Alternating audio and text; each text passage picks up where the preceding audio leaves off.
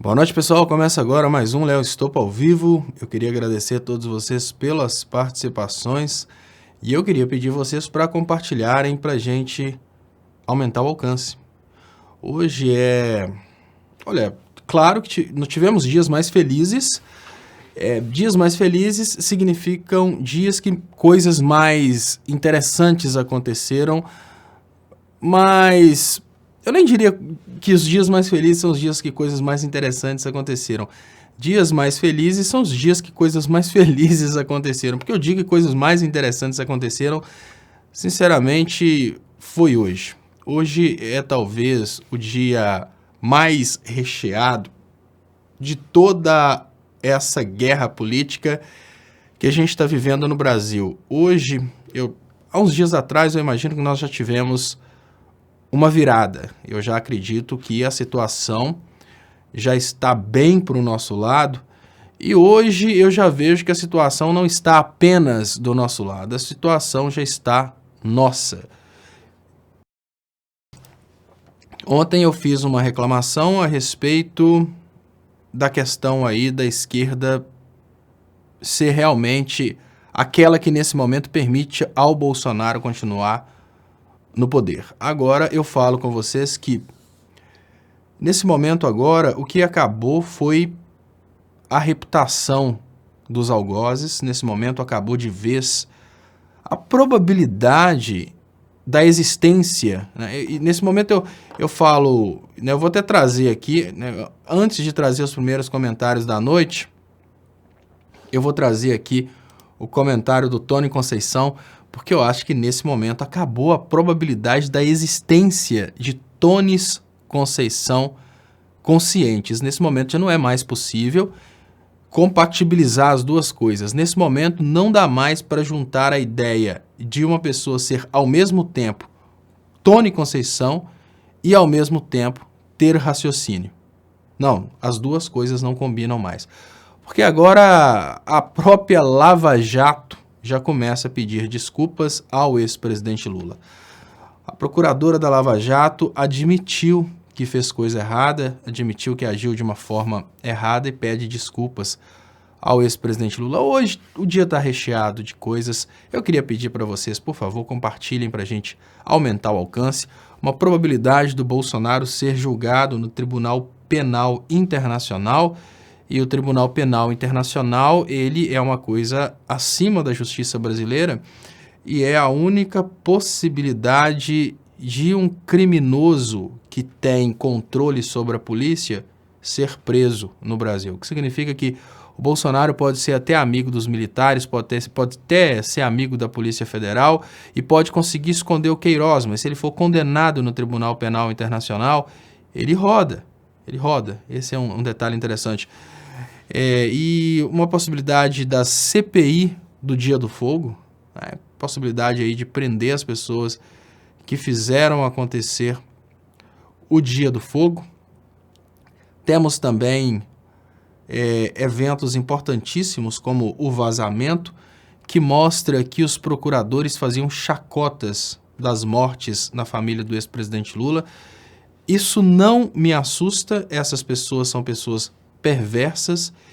Eu, inclusive, vou falar com vocês sobre o que produz Dallagnóis, o que produz personalidades como a do Sérgio Moro.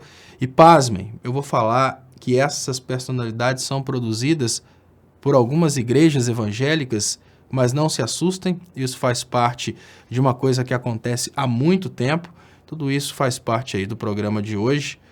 E eu queria pedir vocês para compartilharem para a gente aumentar o alcance. Então, Tony Conceição, não dá mais para continuar com essa ondinha de perseguição ao ex-presidente Lula, no momento que nós temos agora o início de um pedido de desculpas ao ex-presidente Lula, um pedido de desculpas que já vem de ministros do STF, um pedido de desculpas que já vem de procuradores da Lava Jato. Não dá mais, gente. Olha, uma coisa é mais ou menos assim, uma coisa é você ser bobo, outra coisa é você ser estupidamente idiota. Porque se nem mais os procuradores da Lava Jato negam que erraram, se nem mais os procuradores da Lava Jato negam a autenticidade das mensagens, você continuar fazendo isso é assinar embaixo de um diploma de idiota, né? Então vamos lá, vamos trazer aqui os primeiros comentários da noite. Deixa eu ver se eu consigo chegar lá. Começando aqui por esse lado, que é onde eu já estou, que é o lado preferido aqui do Tony Conceição. Deixa eu ver se eu chego lá nos primeiros. Isso. Tem aqui Rosângela Lima, obrigado.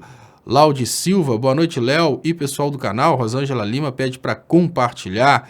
Rejane Maria Salvenhago, boa noite. Lula livre, Lula inocente, Lula humano. Obrigado, Rosângela Lima pede para compartilhar. Francilda Oliveira, boa noite. Laudi Silva, Lula livre, Lula injustiçado. Então, muito obrigado, pessoal, aí pelas participações do lado de cá também agora no canal do Estopa. Deixa eu trazer aqui Maria Marcato, que manda um boa noite, Léo, te aguardando. Álvaro Felipe, boa noite, Léo, parabéns pelo seu trabalho, Recife o acompanha, abração pessoal de Recife. Derli Gomes Fahrenheit, vai começar 22h45, hoje eu comecei um pouco mais tarde por causa da loucura da obra aqui. Monique 2000, boa noite, Léo. Cláudia Lima, boa noite. Roberto RG Lopes, ainda existe esse canal? Achei que o Estopa tivesse saído do Brasil. Roberto RG Lopes, sim, RG, existe esse canal e pasme, se Leonardo Estopa sair do Brasil, esse canal vai continuar existindo e as transmissões vão continuar acontecendo, a menos que Leonardo Estopa vá para um local onde não exista a internet. Então, muito obrigado aí, pessoal, pelas participações. Deixa eu liberar aqui, então, os comentários. Caio A. Ribeiro fala, cidadão de bem. Cidadão de bem. Cidadão de bem é o cara que ficou durante os últimos anos servindo de massa de manobra, servindo de otário para um grupo político que, ao tomar o poder, acabou de ferrar com o emprego do tal do cidadão de bem. Deixa eu agradecer Malu Papo de Cozinha. Léo, Lula pode processar essas pessoas de alguma forma? Exemplo, falar que ele queria passear, isso não é dano moral? Malu, olha, é lógico, claro, é óbvio que o que aconteceu, essa perseguição contra um ex-presidente Lula, é uma coisa... Eu falo, gente, assim, eu sou aquele cara que não tem papas na língua. Eu sou esse cara que não tem papas na língua. Eu acho que o nível de atrocidades cometidas pela Lava Jato, para mim é coisa que merecia pena de morte. Hoje, do Léo Quadrado, eu estava falando, olha, o Lula é uma pessoa fantástica, porque o Lula perde Deus para perdoar essas pessoas. Eu não peço Deus para perdoar essas pessoas, não. A minha visão, e me perdoem aquelas pessoas que gostariam de ouvir de mim uma espécie de perdão ao Sérgio Moro e ao Dallagnol, eu não sou uma pessoa tão boa. A minha vontade era ver essas pessoas morrendo queimadas. É lógico, mas a gente tem limites na lei brasileira. A lei brasileira ela é escrita para privilegiar os ricos, para privilegiar essas pessoas. E eu não sei quais são os limites legais para punir essas pessoas pelo que elas fizeram. Mas o que o Sérgio Moro e o Dallagnol fizeram com o Brasil, ao impedir o Brasil de escolher o presidente da República, foi uma atrocidade de altíssimo nível. Essas pessoas são responsáveis pela morte de muita gente que está voltando à fome no Brasil. Essas pessoas são responsáveis pelo fato do Brasil ter perdido uma reputação no mercado internacional que ele demorou décadas para construir. O Brasil perdeu negócios que foram construídos ao longo de séculos, ele perdeu de uma vez só por causa do Sérgio Moro. Então, o ponto de vista que eu tenho, obviamente é um ponto de vista pessoal, é que essas pessoas deveriam ser punidas com fuzilamento. Mas, infelizmente, para que isso acontecesse, a gente precisaria de uma revolução.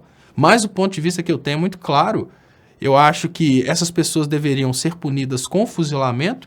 E eu acho que todo o patrimônio dessas pessoas deveria ser, obviamente, recolhido para que não deixe para os herdeiros o patrimônio produzido através da venda do trabalho do Ministério Público ou do trabalho do Poder Judiciário. Mas existem limites legais no Brasil. Para a gente conseguir, obviamente, uma pena de fuzilamento contra essas pessoas, a gente precisaria de uma revolução. Isso não vai acontecer. Então eu sou muito... Nesse ponto eu sou muito radical, porque não é só uma questão política. Não é só uma questão de, olha, o Lula, né, e o Lula não pôde ser... Não é só isso. As repercussões do trabalho do Sérgio Moro na economia brasileira causaram a destruição das nossas empresas. Olha, a gente pode fazer o que a gente quiser, que a gente nunca vai trazer de volta a qualidade de vida que nossos filhos poderiam ter. A gente pode fazer o que quiser no Brasil, pessoal, que a gente nunca vai conseguir ter a qualidade de vida que a gente teria se o Sérgio Moro não tivesse feito o que ele fez. Nunca nada vai trazer de volta o posicionamento geopolítico que o Brasil tinha antes do golpe. Então, será que faz sentido a gente pensar que tem que ser sensato com essas pessoas? Não. O ponto de vista que eu tenho, obviamente, é que essas pessoas tinham que ser punidas, mas a gente não vai ter uma revolução no Brasil, porque dentro do Brasil a gente tem o fanatismo, mas essas pessoas tinham que ser punidas. Agora, até onde vai essa punição, eu não sei, porque no Brasil, quando a elite erra, as coisas ficam por isso mesmo. Jeane Oliveira, grande dia, procuradora assumiu a veracidade das mensagens do Intercept. Deixa eu já começar falando sobre isso. Procuradora da Lava Jato reconhece a autenticidade da Vaza Jato e pede desculpas a Lula. Olha, o mais desesperador nesse momento é imaginar que alguns eleitores do Bolsonaro que insistem na ideia de que as mensagens são falsas, nesse momento eles podem começar a dizer que essa procuradora é comunista, podem começar a dizer que ela é uma procuradora infiltrada e vão trazer a filiação dela ao PT. Não se assustem. Amanhã no Twitter vai rodar um papelzinho com a filiação dessa procuradora ao PT. Vão falar que os pais eram do PT. Enfim, vão falar tudo enquanto é idiotice a respeito dessa procuradora. Mas o ato dela, apesar de que é um ato demorado, é um ato importante. Muito importante porque ela mostra nesse momento que as mensagens são verdadeiras e mais, ela mostra que a coisa está errada, que é o mais importante. Eles têm consciência de que as coisas estão erradas. Outro procurador da Lava Jato já falou também que fizeram campanha para o Bolsonaro. Ou seja, as coisas estão extremamente bizarras nesse momento e as coisas estão bem interessantes porque vocês já repararam que o número de Ruth Mix e Tony Conceição e corpos bombáveis está só diminuindo? Exatamente, eles estão diminuindo. Sim, eles estão diminuindo. Uma pessoa postou aqui agora que o Crystal Vox abandonou o bolsonarismo. Não dá mais, não está vendendo mais. Crystal Vox é, sem dúvidas, um cara espertalhão, inteligente, obviamente, que sabe aproveitar para onde toca o vento. Dinheiro, money, bufunfa, é lógico. E agora já não vende mais ser bolsominion. Eu acho interessante que hoje, depois que tudo deu errado para o Bolsonaro, tem uns retardatários, pessoas que estão tentando fazer sucesso na internet, chegaram tarde demais e chegam tarde tentando fazer apoio ao Bolsonaro, porque até então isso dava certo. Agora não dá certo mais não, gente. Agora deu ruim. Agora é procurar ou o outro caminho ou outro assunto. Deixa eu agradecer o superchat que chegou aqui no canal Leonardo Estopa, José Ronaldo Boaventura. Léo, você poderia ler para nós alguns trechos da carta pública aos ex-colegas da Lava Jato de Eugênio Aragão? Manda José Ronaldo Boaventura. E eu acho que o link não funciona no chat, né? Então deixa eu ver se eu acho aqui. Vou ver se eu copio aqui e acho essa carta pública.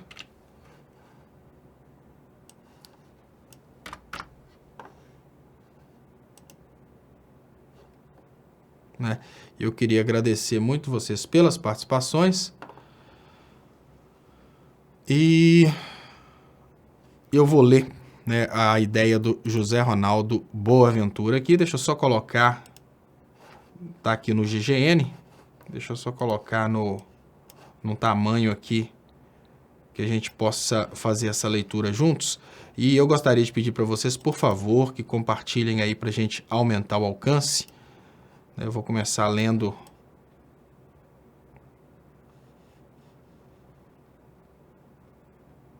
Deixa eu colocar aqui a logo GGN aparecendo aqui, que é sem dúvidas um grande militante pela democracia.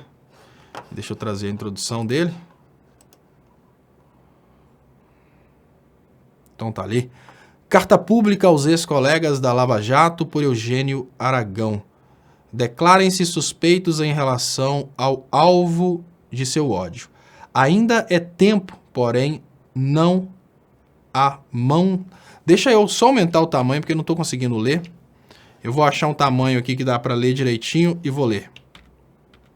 Porque tá bem, né, tá bem pequeno aqui. Agora sim eu vou conseguir. Deixa eu trazer aqui para um tamanho mais fácil. Eugênio bem pequenininho.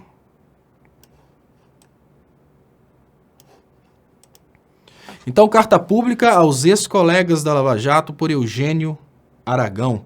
Está aqui no GGN. Declarem-se suspeitos em relação ao alvo de seu ódio. Ainda é tempo, porém, a mão na consciência, mostrarem sincero remorso e arrependimento, porque aqui se faz, aqui se paga. Por Eugênio Aragão, 27/8/2019, que está a foto dos destruidores da democracia brasileira. Carta pública aos ex-colegas da Lava Jato, por Eugênio Aragão. Sim, ex-colegas porque, a despeito de a Constituição me conferir a vitalicidade no cargo de membro do Ministério Público Federal, nada há hoje que me identifique com vocês, a não ser uma ilusão passada de que a instituição que pertenci podia fazer uma diferença transformadora na precária democracia brasileira. Superada a ilusão diante das péssimas práticas de seus membros, nego-os como colegas. Já há semanas venho sentindo náuseas ao ler suas mensagens, trocadas pelo aplicativo Telegram e agora reveladas pelo sítio The Intercept Brasil. Num serviço de inestimável valor para a nossa sociedade deformada pela polarização que vocês provocaram. Na verdade, já sabia que esse era o tom de suas maquinações, porque já os conheço bem. Uns trogloditas que espasmam arrogância e megalomania pela rede interna da casa. Quando aí estava, tentei discutir com vocês, mostrar erros em que estavam incidindo no discurso pequeno e pretensioso que pululava pelos computadores de serviço. Fui rejeitado. Por isso, porque Narciso rejeita tudo que não é espelho e me recusava a me espelhar em vocês. Fedelhos incorrigíveis. A mim, vocês não convencem com seu pobre refrão de que não reconhecem a autenticidade de mensagens obtidas por meio criminoso. Por muito menos vocês reconhecem diálogo da presidenta legitimamente eleita Dilma Rousseff com o ex-presidente Lula, interceptando e divulgando de forma criminosa seu guru, hoje ministro da Justiça, de um desqualificado, ainda teve o desplante de dizer que era irrelevante a forma como fora obtido acesso ao diálogo, pois relevaria mais o seu conteúdo. Tomem, isso serve que nem uma luva nas mãos ignóbeis de vocês. Quem faz coisa errada e não se emenda acaba por ser atropelado pelo próprio erro. Subiu-lhes a cabeça, perderam toda a capacidade de discernir entre o certo e o errado, entre o público e o privado, tamanha a prepotência que os cega. Não tem qualquer autocrítica, nem diante do desnudamento de sua vilania. São capazes de um gesto de satisfação, de um pedido de desculpas e do reconhecimento do erro. Covardes escondem-se na formalidade que negam àqueles que elegeram para seus inimigos. Esqueceram-se que o celular de serviço não se presta a garantir privacidade ao agente público que o usa. Celulares de serviço são instrumentos de trabalho. Para a comunicação no trabalho, submete-se ao seu uso aos princípios da administração, entre eles o da publicidade, que demanda transparência nas acusações dos agentes públicos. Conversas de cunho pessoal ali não devem ter lugar e, diante do risco de intrusão, também não devem por eles trafegar mensagens confidenciais. Se houver quebra de confidencialidade pela invasão do celular, a culpa pelo dano ao serviço é do agente público que agiu com pouco caso para com o interesse da administração e depositou sigilo funcional na rede ou na nuvem virtual. Pode, por isso, ser responsabilizado, seja na via da improbidade administrativa, seja na via disciplinar, seja no âmbito penal, por dolo eventual na violação do sigilo funcional. Não há, portanto, que apontarem o dedo para os jornalistas que tornaram público o que público devesse ser. De qualquer sorte, tenho as mensagens como autênticas, porque o estilo de vocês, ou a falta dele, é inconfundível. Mesmo um ficcionista genial não conseguiria inventar tamanha empáfia. Tem que ser membro do MPF, concurseiro para chegar a tanto. Umas menininhas e uns menininhos. Remplis de soi memes. Remplis de soi même.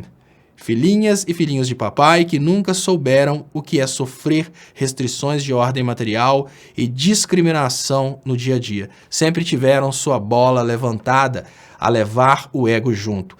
Pessimamente educados por seus pais que não lhes puxaram as orelhas. Vocês são uns monstrengos incapazes de qualquer compaixão. A única forma de solidariedade que conhecem é a de uma horda de malfeitores entre si, um encobrindo um ao outro. Condescendentes com os ilícitos que cada um pratica, com suas maquinações que ousaram chamar de causa. Matilhas de hienas também conhecem a solidariedade no reparto da carniça, mas como vocês não têm empatia. Digo isso com o asco que sinto de vocês hoje, sinto-me mal, tenho vontade de vomitar ao ler as mensagens trocadas entre si em momentos dramáticos da vida pessoal do ex-presidente Lula, tenho a prova do que sempre suspeitei, de que tem um quê de psicopatas nessa turma de jovens procuradores, uma deformação de caráter decorrente talvez do inebriamento pelo sucesso. Quando passaram no concurso, acharam que levaram o bilhete da sorte, que lhes garantia poder, prestígio e dinheiro, sem qualquer contrapartida em responsabilidade. Sim, dinheiro. Alguns de vocês venderam sua atuação pública em palestras privadas, em troca de 40 moedas de prata, mas negaram ao ex-presidente Lula o direito de, já sem vínculo com a administração, fazer palestras empresariais. As palestras de vocês a passarem o trator sobre a presunção de inocência são sagradas, mas as de Lula, que dão conta de sua visão de Estado como ator político, são profanas. E tudo o que fizeram na sorrelfa, enganando até o corregedor e o CNMP. Agora, a cerejinha do bolo, chamaram Lula de safado, fazem troça de seu sofrimento, sugerem que a trágica morte de Dona Marisa foi queima de arquivo, chamaram o luto de mimimi e negaram o caráter humano àqueles que tão odienta e doentiamente perseguem. Só me resta perguntar, onde vocês aprenderam a ser nazistas? Pois tenho certeza que o desprezo de vocês pelo padecimento alheio não é diferente daqueles que empurravam multidões para as câmaras de gás sem qualquer remorso, escorando-se no dever para com o povo alemão.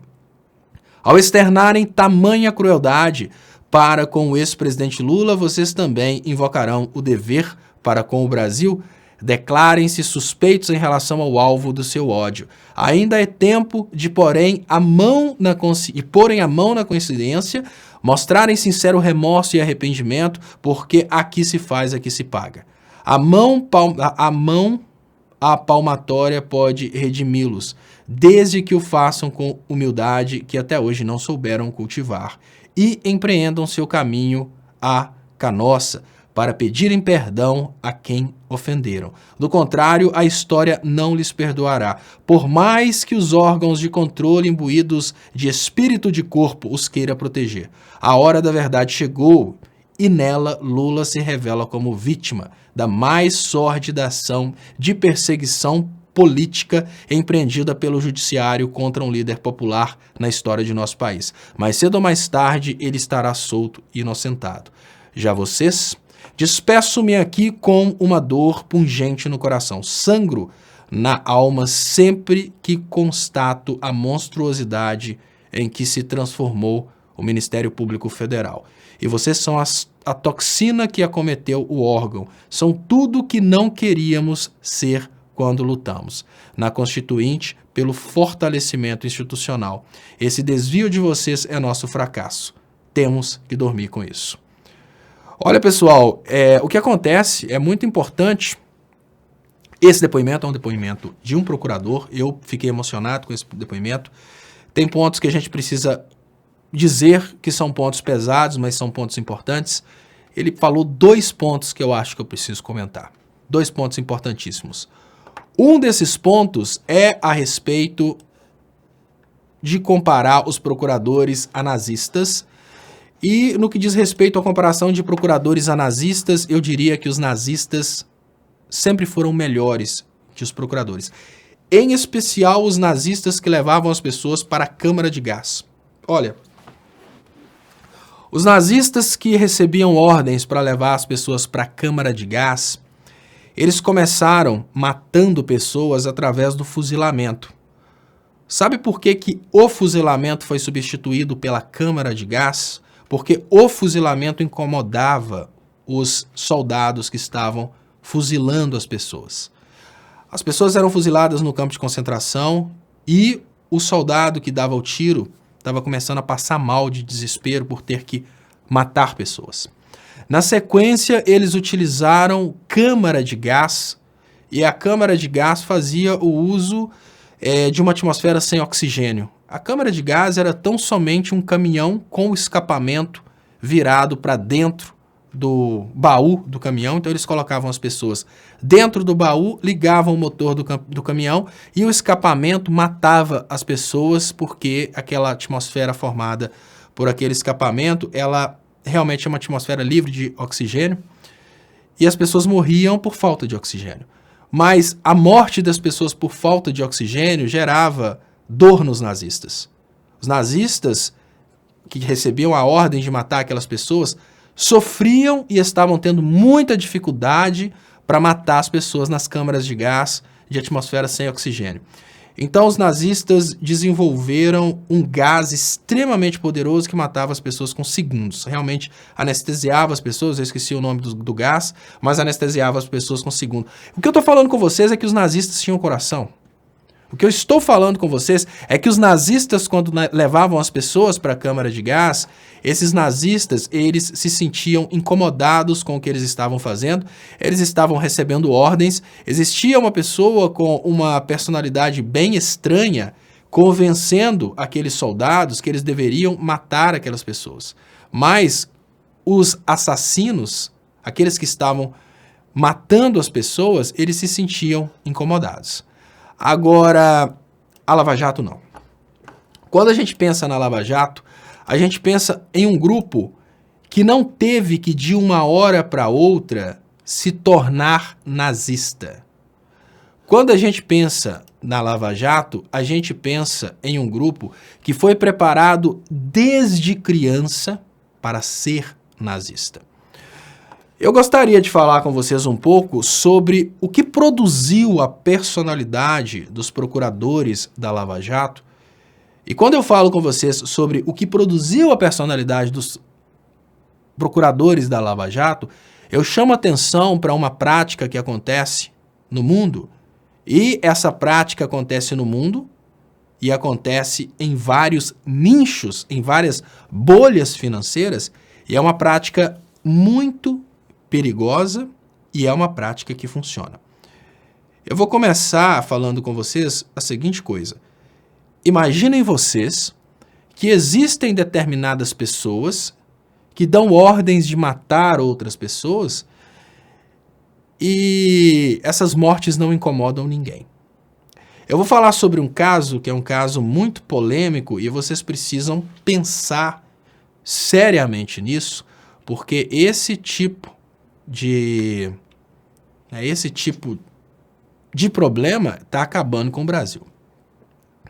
Olha, nós temos ao redor do mundo milhões de pessoas, talvez bilhões de pessoas, que sabem da história do extermínio das pessoas na Palestina e não se incomodam com a morte das pessoas na Palestina.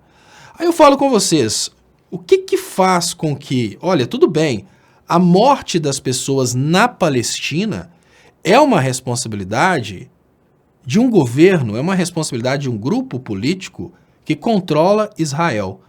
A gente não pode culpar todo cidadão de Israel pela morte das pessoas na Palestina, de forma alguma. Como a gente não pode associar de forma alguma a morte das pessoas da Palestina ao judaísmo. Uma coisa não tem absolutamente nada a ver com a outra. Mas uma coisa a respeito da morte das pessoas na Palestina, a gente precisa refletir, que é o seguinte. As pessoas estão morrendo na Palestina, são seres humanos. E se as pessoas estão morrendo na Palestina, as pessoas estão sendo exterminadas pelo exército de Israel, e o Vitor Santana traz aqui, o gás usado era o cianureto de hidrogênio. Então, no primeiro momento, era o fuzilamento, no segundo momento era o monóxido de carbono, produzido através da combustão incompleta, né, no caso do caminhão, e no terceiro momento eles usavam aí o cianureto de hidrogênio, me parece, trouxe aqui o Vitor Santana, isso para matar as pessoas mais rápido, porque eles não queriam ver as pessoas sofrendo. Mas então, enfim, eu gostaria de refletir com vocês nesse momento sobre o que produz o Deltan Dallagnol. Como que é possível imaginar que da mesma humanidade que veio uma pessoa boa, veio também um Deltan Dallagnol? E aí eu explico para vocês, veja bem. Existe no mundo a humanidade. A humanidade, para algumas pessoas, é uma coisa, né, igual. Para algumas pessoas, todos os seres humanos são seres humanos. Agora, vocês já repararam que o povo de Israel não sente dor pela morte das pessoas na Palestina? E eu falo o povo em geral, apesar de que dentro de Israel existem muitas pessoas que sofrem pelo extermínio do povo da Palestina. Lógico. Mas o que eu estou dizendo é num sentido de maioria. O povo de Israel conseguiu dar sequência ao governo do Netanyahu. É uma coisa muito estranha. E a pergunta que eu faço por você nesse momento é muito simples.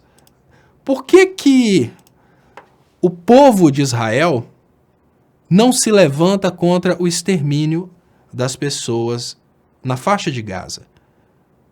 Eu vou usar isso como comparação para que vocês entendam o que produz um Deltan Dallagnol. Veja bem, dentro de Israel, infelizmente, as pessoas são programadas desde crianças para sentirem pessoas diferentes deles como recursos. Isso é uma coisa que qualquer pessoa que tem um pingo de percepção a respeito da educação infantil, da educação de jovens e adultos, qualquer pessoa que conhece a programação mental que é feita pelo governo de Israel sabe disso. O governo de Israel treina os seus cidadãos, conduz os seus cidadãos no sentido de perceberem todo o povo diferente do povo de Israel como sendo um povo inferior.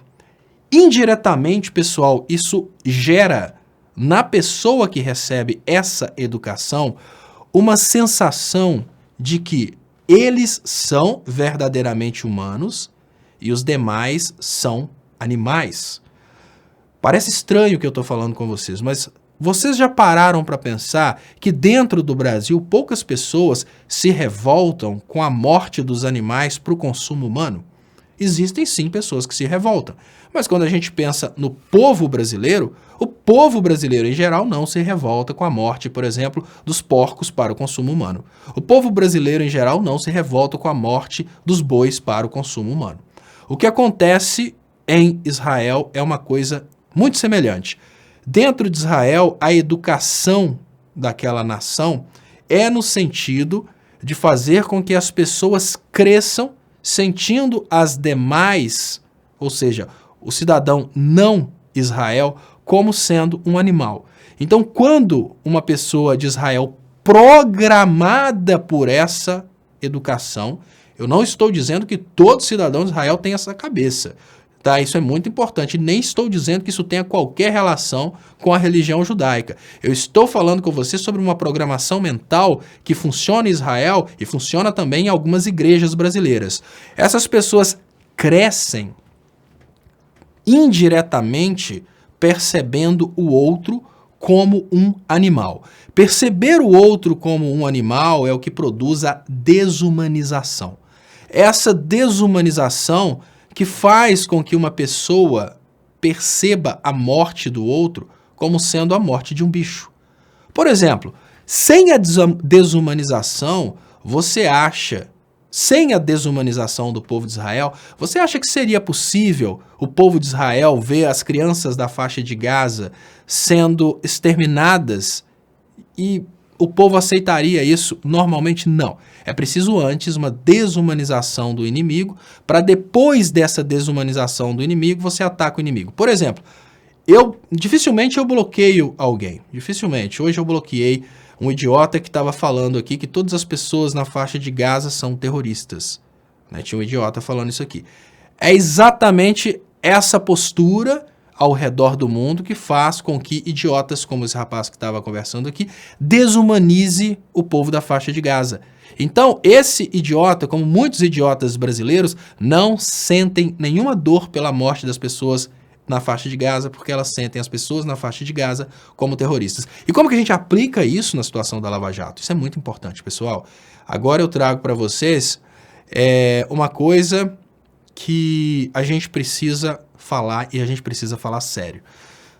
As igrejas neopentecostais, principalmente a igreja do Dallagnol, eles produzem essa educação no Brasil. Infelizmente, se a gente não fala sobre isso, a gente permite a continuidade disso. Eu gostaria de chamar a atenção de vocês para uma postura que acontece dentro dessas igrejas evangélicas, que é uma postura demoníaca. Essas igrejas que possuem escolas, essas igrejas que têm seus treinamentos de doutrinação, essas igrejas, elas educam a elite da igreja para perceber os demais seres humanos como recursos. As elites dessas igrejas, elas não conseguem sentir a dor do próximo. As elites dessas igrejas são treinadas para serem as controladoras do poder aquisitivo, do dinheiro do mundo. As pessoas mais ricas dessas igrejas são doutrinadas, os filhos dessas pessoas são doutrinadas dentro de uma postura de falta de empatia, de falta de amor ao próximo. Para vocês terem uma ideia, a lacuna que existe na pessoa para ter amor ao próximo é preenchida pela responsabilidade de ir à igreja. Então as pessoas como o Dallagnol foram educadas nessas igrejas achando que a única coisa que você tem que fazer para ser bom é fazer jejum e oração. Parece uma coisa estranha quando a gente pensa, por que alguém faria isso? Para não dividir o patrimônio. É mais ou menos assim. A gente sabe que todo ser humano tem uma certa responsabilidade com o que é o bom. Ninguém consegue ser inteiramente ruim. Tecnicamente falando, até no Dallagnol existe uma vontade de fazer o bem. Até no Bolsonaro existe uma vontade de fazer o bem.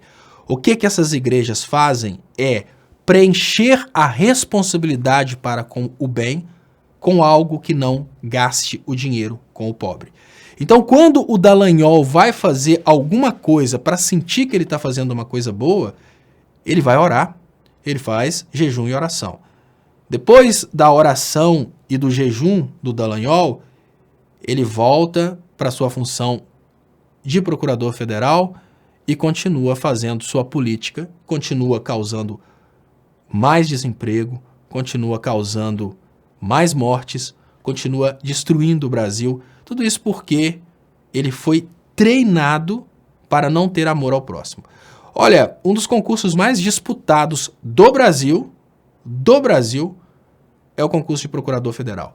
Imaginar que o Dallagnol destruiu a economia brasileira, imaginar que o Dallagnol fez tudo isso sem saber o que estava fazendo, é inocência.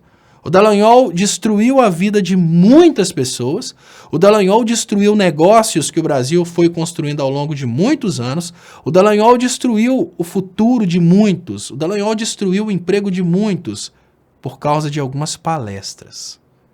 Isso só é possível. Imagine você, que eu vou te falar uma coisa, olha, pensem o seguinte, imaginem vocês que uma pessoa fizesse uma proposta para vocês da seguinte forma, olha, eu sei que o seu sonho é ter um carro novo, mas para você ter um carro novo, você vai ter que apertar esse botão e na hora que você apertar esse botão, 20 mil pessoas vão morrer na África porque você apertou esse botão, mas você vai realizar o seu sonho de ter um carro novo.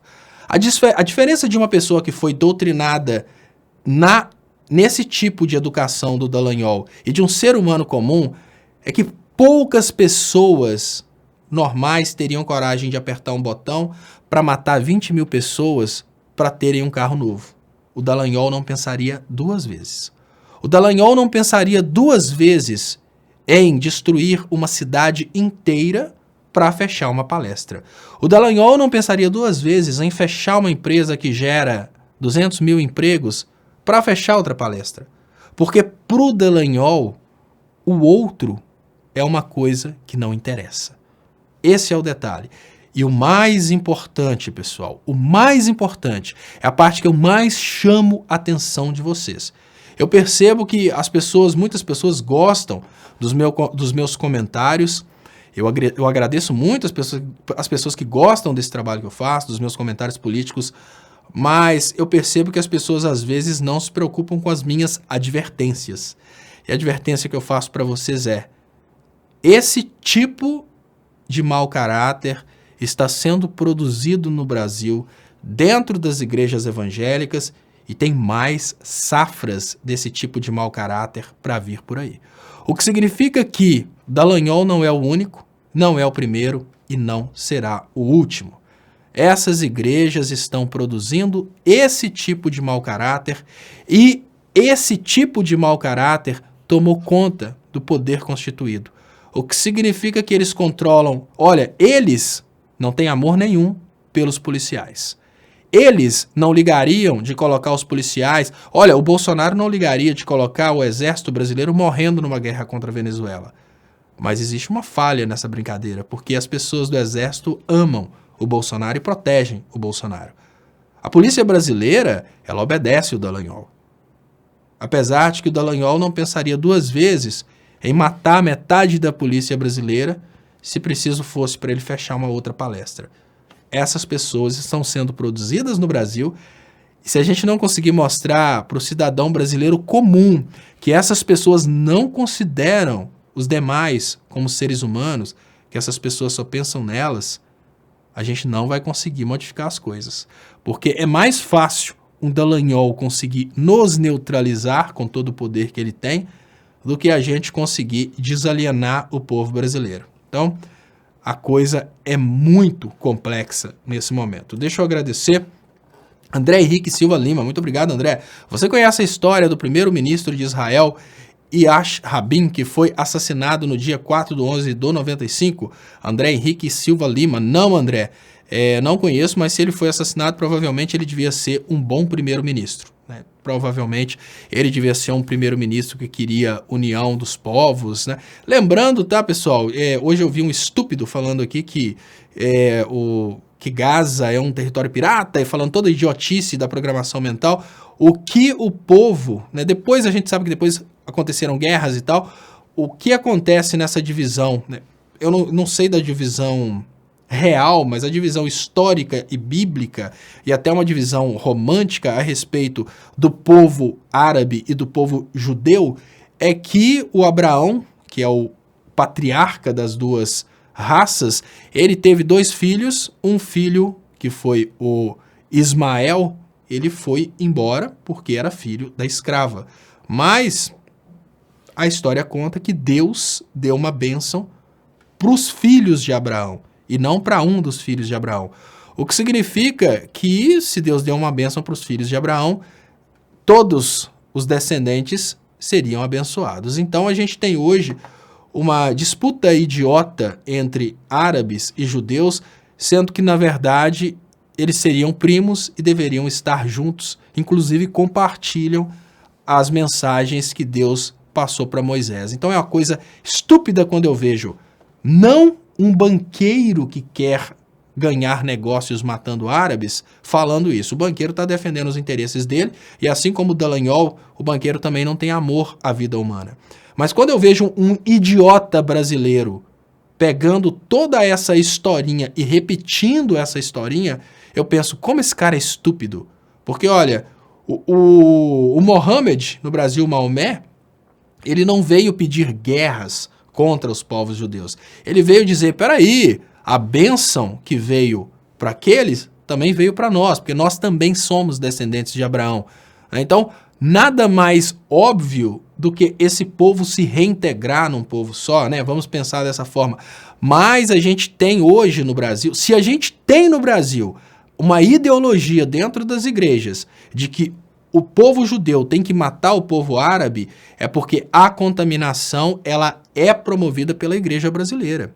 Isso é uma coisa óbvia, pessoal. Olha, o povo, né, vamos pensar o seguinte, uma coisa óbvia. Vamos pensar o que uma igreja deveria lutar por. Pense a seguinte coisa. Uma igreja deveria lutar pelo bem e pela união. Veio o Mohammed, o Maomé, e trouxe a ideia de que eles também são descendentes de Abraão, ou seja, são primos dos judeus. E trouxe a ideia de que todos deveriam viver em harmonia com uma bênção que foi para todos. E nós temos hoje algumas igrejas evangélicas que pregam a ideia de que o judeu tem que matar o árabe. E eu falo com você, se você pertence a uma... agora eu falo, assim, sem medo de você ficar com raiva de mim. Se você pertence e continua numa igreja evangélica que fala que os judeus precisam matar os árabes, se você pertence a essa igreja e se você confessa dessa fé nessa igreja, eu vou olhar nos seus olhos e dizer, você é um idiota, cara. Se você acha que uma igreja precisa incentivar ou justificar o extermínio de um povo por outro povo, você está com um problema sério. Essas igrejas dentro do Brasil que endossam o extermínio em Gaza, essas igrejas são igrejas que trabalham diretamente para o governo genocida de Israel, que não tem nada a ver com o povo judeu e que não tem nada a ver com o povo de Israel. É um Bolsonaro dentro de Israel. É um governo genocida de Israel que faz essa propaganda mundial controlando as igrejas evangélicas. E é esse governo genocida que controla essas igrejas evangélicas e que prega para o seu próprio povo a ideia de que aquele povo é superior e que os demais podem morrer, que está conseguindo, obviamente, doutrinar as elites brasileiras nesse mesmo nível de raciocínio. E são essas elites que produzem os procuradores. Isso é, sem sombra de dúvidas, a resposta para o problema que a gente está tendo hoje. Deixa eu agradecer, Ricardo Ferreira. Léo, se o STF tiver vergonha e alguma dignidade, tem de soltar Lula agora. Não é amanhã, é agora. Para se desculpar com ele e com todo cidadão de bem. Muito obrigado, Ricardo Ferreira. Vitor Santana, quando o exército deu golpe em Pedro II, casais em piqueniques na Fatura, Avenida Presidente Vargas, acharam que era uma parada, aplaudiram em pé. 120 anos depois, vivemos um museu de grandes novidades. E, Vitor Santana, uma coisa eu posso te dizer, o tempo não para, né? E deixa eu agradecer mais uma vez, Ricardo Ferreira, muito obrigado, Ricardo, muito obrigado, Vitor, muito obrigado, André, muito obrigado a todos vocês pela ajuda financeira aqui no canal. Quem puder ajudar meu trabalho também, vocês podem ajudar através das contas bancárias que estão anunciadas aí nas descrições desse vídeo, né? Deixa eu trazer para vocês as notícias, que eu acho muito importante a gente virar pelas notícias, né? Eu comecei aqui por uma coisa que eu falo com vocês, e nesse momento eu não estou defendendo, antes de falar sobre esse rapaz, eu gostaria de dizer para vocês que todo o ódio que eu tenho no meu coração, ele pode ser dividido da seguinte forma. Todo o ódio que eu tenho no meu coração pode ser dividido da seguinte forma. 90% do meu ódio político, lógico, 90% do meu ódio político vai para o Sérgio Moro. 90%. 90% mesmo. Talvez 9% vá, né? Vamos pensar, 8% vá para o Dallagnol, 1% para os demais políticos, não diria 1,5% para os demais políticos e meio para o Bolsonaro. Só para vocês terem uma ideia de como essas pessoas são piores que o Bolsonaro. Eu estou falando com vocês isso para que vocês não imaginem que eu possa vir a defender o Dallagnol. Jamais. O que eu vou falar com vocês nesse momento é uma coisa que precisa ser refletida. O Dallagnol, assim como o Sérgio Moro, assim como os demais procuradores da Lava Jato, são vítimas dessa programação mental que produz seres humanos sem capacidade de empatia. O que eu quero dizer para vocês não é que eles são santinhos e mereçam o perdão. O que eu quero dizer para vocês é que por trás do Dallagnol, por trás do Sérgio Moro e por trás dos procuradores da Lava Jato que fizeram toda essa desgraça no Brasil, existe algo bem pior. E não adianta nesse momento o Brasil, eu sei que isso é o máximo que o Brasil vai fazer, porque o Brasil sempre ignora a raiz do problema. Mas não adianta o Brasil focar apenas nos frutos podres se o Brasil não presta atenção em quem está semeando sementes podres. Isso é muito importante porque nós estamos percebendo que nós temos um Brasil com personalidades podres em situações de poder. Mas essas pessoas são vítimas de uma programação mental e o verdadeiro vilão que destrói a sociedade brasileira, que gera esse ódio contra os mais pobres, que cria toda essa desgraça que a gente tem hoje, o verdadeiro vilão é o fanatismo e a doutrinação dessas igrejas controladas lá por fora, que criam na cabeça dos jovens da elite a ideia de que o pobre não é ser humano.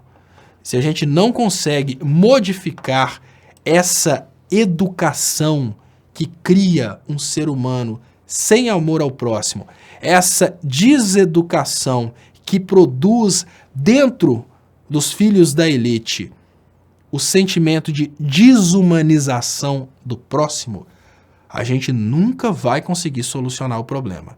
Sabe por quê? Hoje estamos expondo um Dallagnol, hoje estamos expondo um Sérgio Moro. São filhotinhos de uma árvore de ódio e desgraça.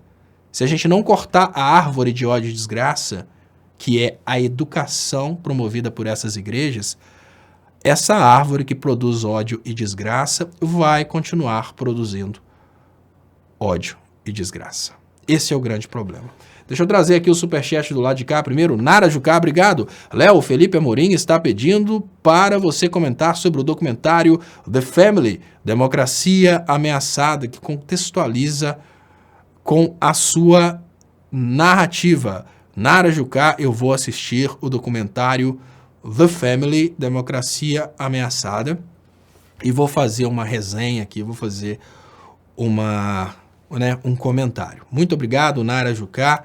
E deixa eu trazer para vocês aqui o Fernando Marques Pinto.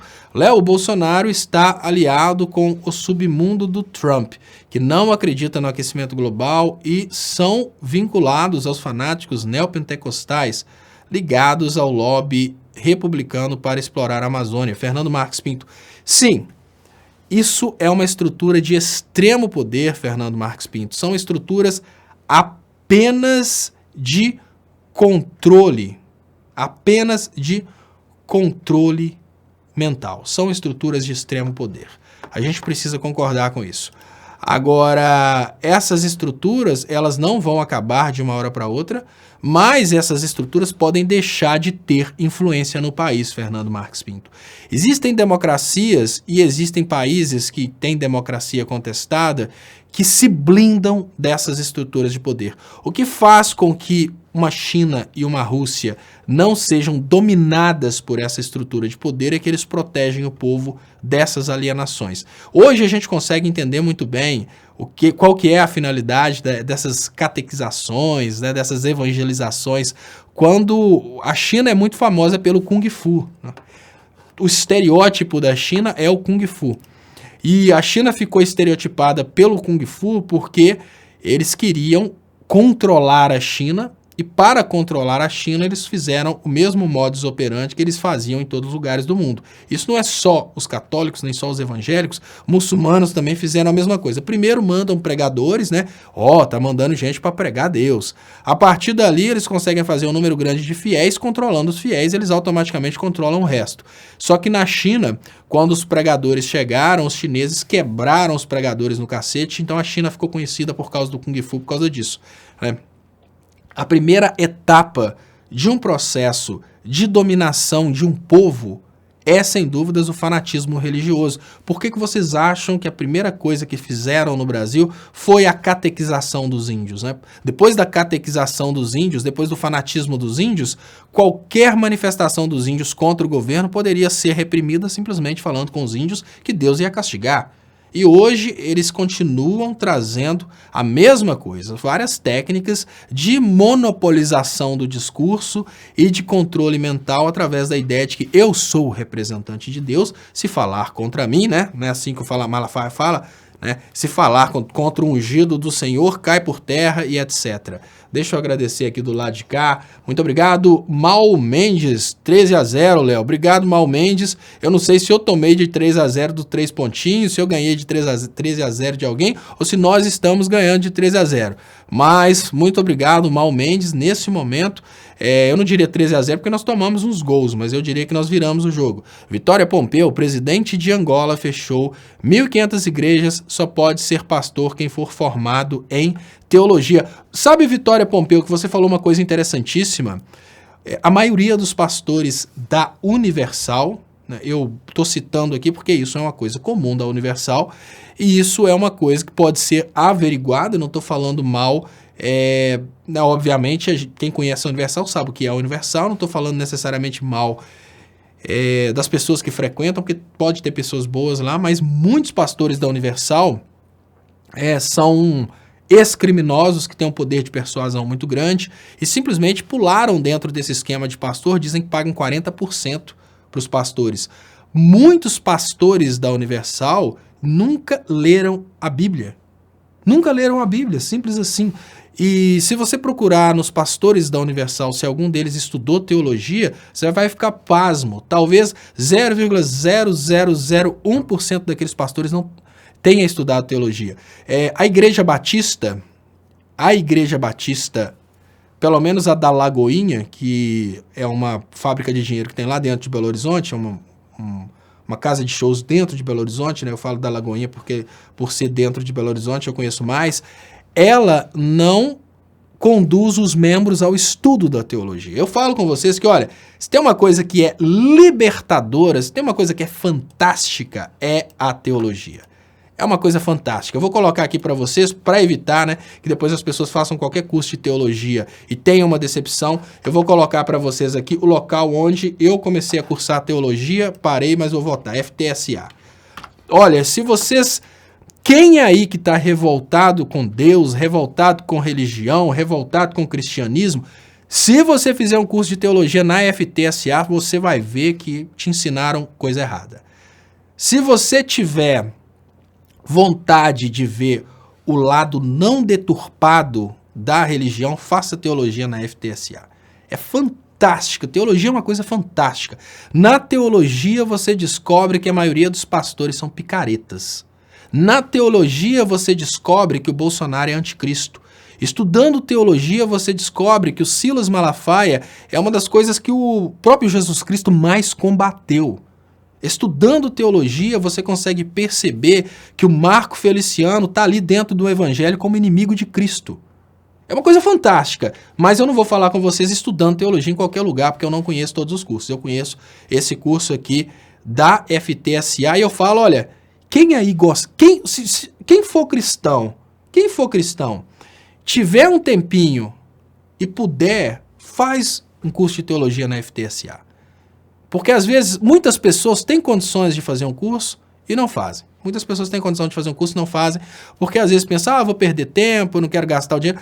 Se você tiver condição e se você tiver dúvidas a respeito de religião, se você tiver pé atrás com a religião, faz um curso na FTSA. Eu falo isso porque eu entrei no curso da FTSA com o pé atrás, com tudo.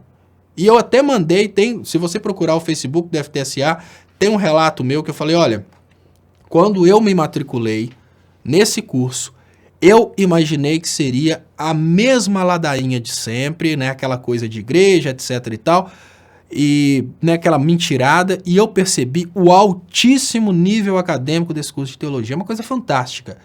E agora eu falo com vocês desse curso de teologia, porque eu não estou falando do curso de formação de pastores da Igreja Batista da Lagoinha. O curso de formação de pastores da Igreja Batista da Lagoinha vai na direção completamente contrária da teologia. Enquanto a teologia ensina pontos importantes para que você entenda, para saber usar até mesmo a Bíblia contextualizada no dia de hoje, entender muitas coisas que eles distorcem, o curso de formação de pastores dessas igrejas cria robôs programados para produzirem dalanhóis e produzirem dinheiro, produzirem ódio. O curso de formação de pastor não é um curso de teologia. E a Angola fez uma coisa certíssima em meter o pé nessas 1.500 igrejas, porque são uma espécie de... é uma espécie de doença que vai se alastrando na estrutura dessas sociedades. Então, eu falo com vocês, olha, tem pessoas que são, né, naturalmente, eu respeito, tem pessoas que são agnósticas, eu tenho alguns ateus aqui na live, tem algumas pessoas que são espíritas kardecistas, outras são espíritas, porque no Brasil chamamos as religiões de matriz africana de espíritas, então estou generalizando aqui. Então tem pessoas, igual Derli Gomes Fahrenheit fala que sou anti-igreja evangélica. Então a gente tem pessoas de todas as vertentes. O que a gente menos tem nessa live, obviamente, são os evangélicos, né? Porque eles têm aversão a mim, para eles eu sou o inimigo. Mas eu falo com vocês, não é preciso você ter ódio de Jesus Cristo. É preciso você conhecer. Conhecer. Porque eu te garanto uma coisa, Jesus Cristo não tem nada a ver com aquilo que é vendido nessas igrejas. Absolutamente nada a ver com aquilo que é vendido por igrejas como a do Malafaia. Conheça, e para você conhecer, eu vou até colocar aqui mais uma vez, pasmem, tem pessoas que ficam, às vezes, me xingando quando eu falo de religião. Eu falo, olha, quer ter um reviravolta na sua percepção a respeito da religião? Faz um curso na FTSA. Você vai ter um reviravolta, porque olha, eu também, quando eu ouvia qualquer coisa de religião, eu tinha asco, eu ficava arrupiado de raiva, eu pensava, Deus não pode, se Deus realmente é o que é pregado por essas igrejas, eu prefiro ser do diabo.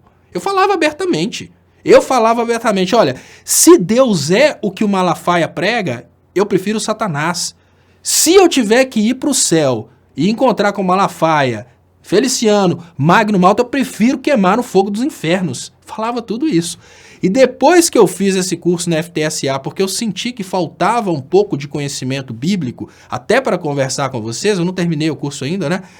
Depois que eu comecei a fazer esse curso, eu falo com vocês que, olha, minha cabeça mudou. Hoje eu tenho orgulho de falar que eu sou cristão porque Cristo me representa.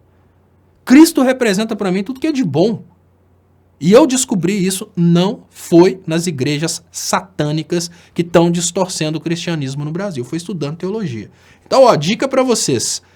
Procurem um curso de teologia de uma universidade que faça um bacharelado em teologia reconhecido. Porque se você vai, obviamente, para um curso de formação de pastores de uma igreja batista da Lagoinha, ela vai te ensinar, obviamente, como você faz um culto com um monte de show, como que você vai colocar as luzes na igreja para o show ficar mais interessante, qual que é a melhor hora de pedir o dinheiro, tudo isso você vai aprender num curso de formação de pastores. Agora, sobre Cristo, você não vai aprender na formação de pastores, não. Muito pelo contrário, a formação de pastores dessas igrejas capitalistas aí de hoje em dia, nessas igrejas arrecadadoras de dinheiro, ela nem envolve o uso da Bíblia, só ensina a mostrar, olha, se o cara tiver com dor de dente, você vem aqui. Se o cara tiver com problema na família, você vem aqui. É só onde ir para tomar o dinheiro. É uma coisa extremamente bizarra.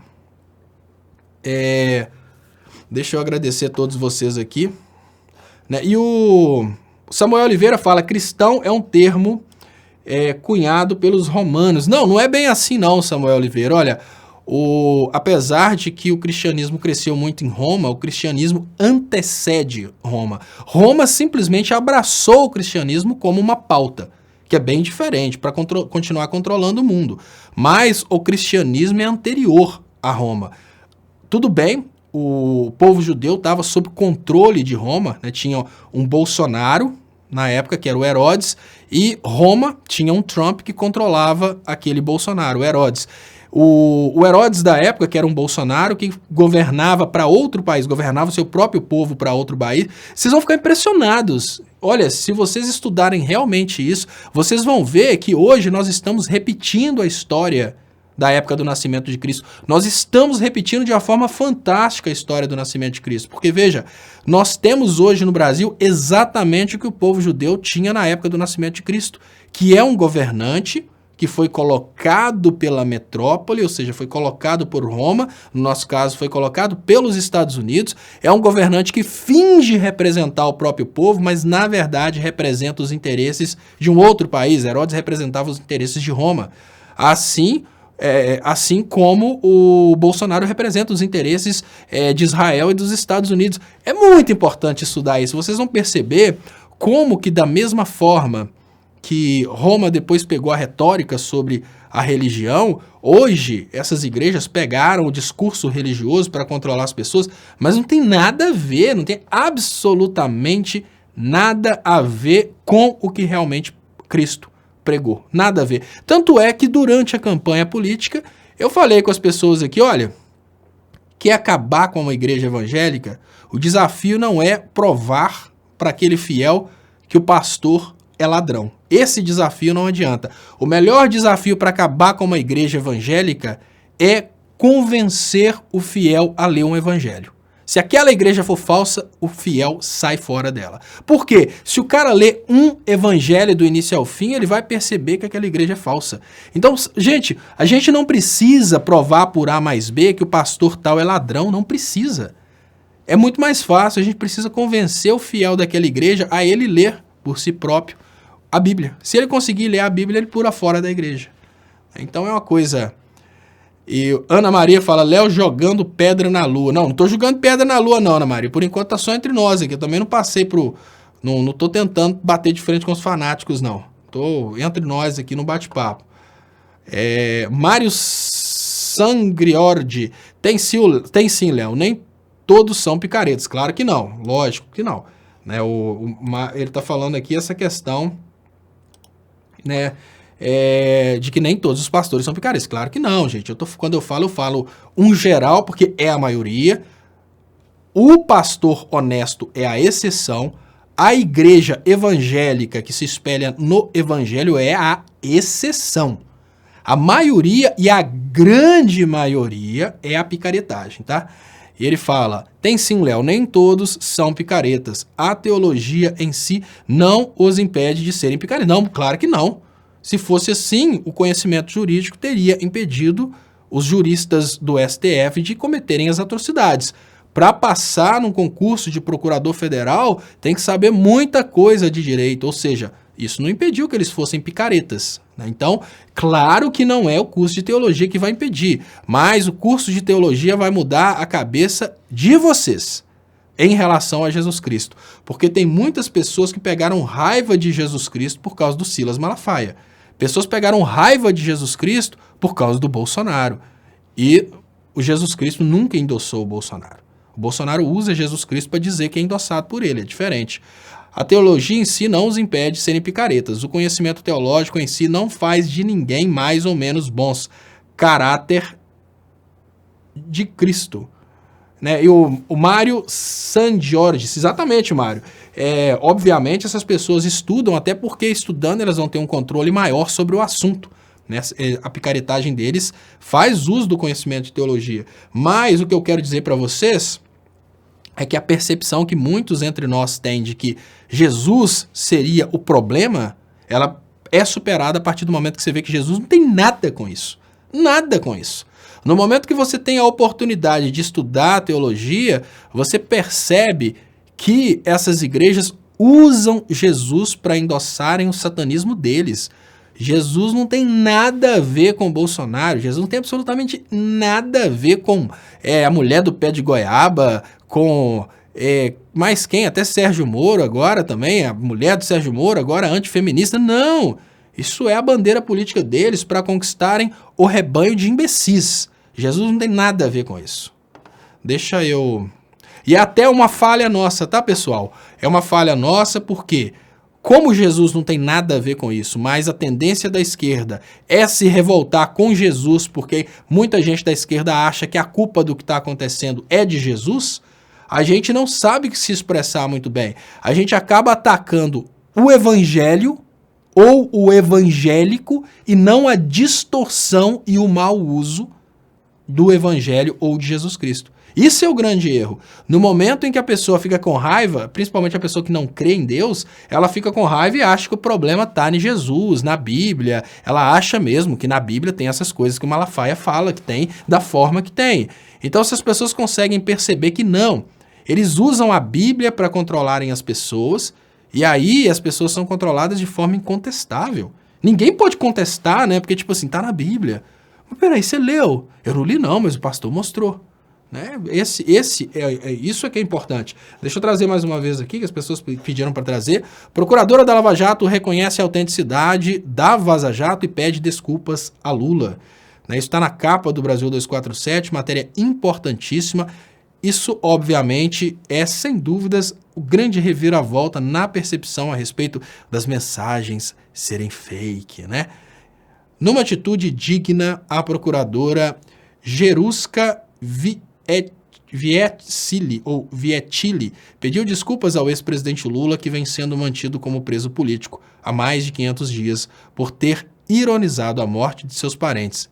Abre aspas, errei, e minha consciência me leva a fazer correto. Pedir desculpas à pessoa diretamente afetada, o ex-presidente Lula. Escreveu a procuradora, seu gesto é mais uma comprovação de que os diálogos da Vaza Jato são verdadeiros. Eu gostaria muito, nesse momento, eu gostaria muito de ver as pessoas tendo coragem de se arrependerem, né? Eu gostaria muito de ver as pessoas tendo essa coragem de se arrependerem do que fizeram, mas vamos ver o que vai acontecer, né? Deixa eu trazer o texto dessa matéria ainda sobre a procuradora, tá, pessoal? Confirmado a veracidade do conteúdo revelado pela Vaza Jato, a procuradora Jerusa Vietilli, da Força Tarefa da Lava Jato em Curitiba, usou sua página nas redes sociais na noite dessa terça-feira, 27, para fazer um pedido de desculpas a Lula pelos comentários feitos em um grupo de mensagens sobre a morte de familiares do ex-presidente. Errei e minha consciência me leva a fazer o correto. Pedir desculpas à pessoa diretamente afetada. O ex-presidente Lula escreveu ao procurador em seu Twitter.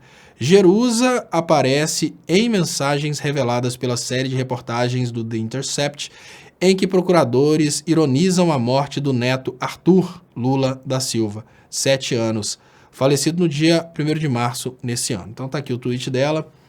Jerusa B. Vietilli, errei, e minha consciência me leva a fazer o correto e pedir desculpas à pessoa diretamente afetada, o ex-presidente Lula. Como nesse momento tem 10,5 mil curtidas, né? Vamos, olha que interessante. Veja, pessoal,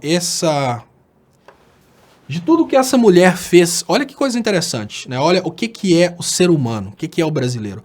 De tudo que essa mulher fez até hoje, na carreira dela de procuradora, o que teve mais repercussão foi esse pedido de desculpas. Olha só, eu vou retweetar porque eu achei também uma atitude bonita, e eu imagino que todos vocês teriam o orgulho de fazer o mesmo, de retweetar. Porque apesar dela ser uma pessoa que ironizou o ex-presidente Lula, sim, ela ironizou a morte de uma criança. Isso é uma atitude deplorável, mas ela teve essa grandiosidade de, mesmo sendo blindada pelo Ministério Público, ela teve esse tamanho de pedir desculpas. E olha só, todo o lenga-lenga que ela fazia a respeito de Lava Jato, todas essas coisas estão aqui, ó. 116 curtidas.